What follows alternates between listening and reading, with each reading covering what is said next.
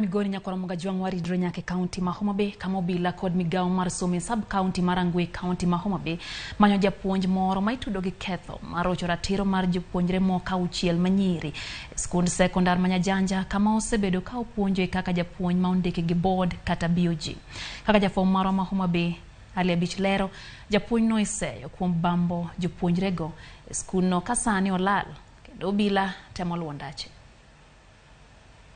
Japuonjno majagi ni 38 isayo kuom rocho ratiro mag jopuonjre ma nyiri ma opuonjo e skund sekondar ma Nyajanja e kar chung bura mar Angwe kendo lipote yango ni osebedo ka obambo jopuonjre ma nyiri auchiel e skundu no ka achiel kuom gi bende yangore ni osegamo remo. Wachore ni osebedo ka orocho ratiro mag jopuonjre ma nyiri go eko e chope mantie skundu no. Alfred Jilo en jalup commissioner e sub county mar Angwe.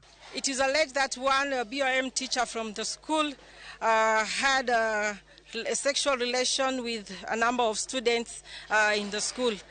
We are happy that the local administration within Corayo location streamed in very fast and preliminaries were done and now the matter is under investigation. Jalup commissioner nowacho ni gidhi nyime kotimo nonro margi ka japuonj ma isayo kuom rocho ratiro mag jopuonjre auchiel go pod olal nyaka sani kendo Obila dhi nyime kod luwo ndache. At the moment investigation is underway as I've said because the students who are alleged to have been coerced by the teacher towards having a sexual relation with a teacher were taken as required.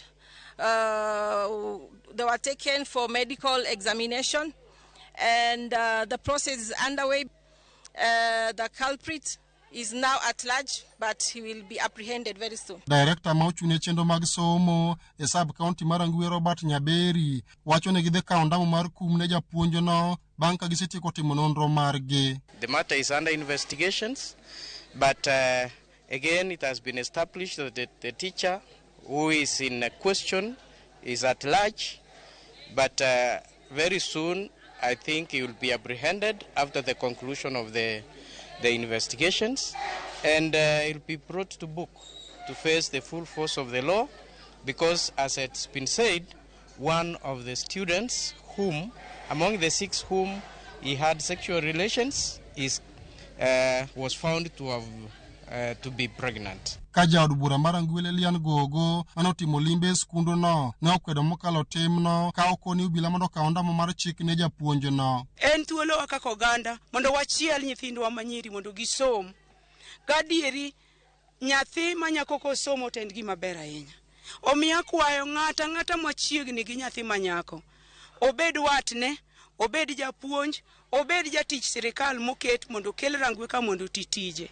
Girit na mana nyithindo manyiri gi. Ali Abich, Ramogi TV, Homa Bay.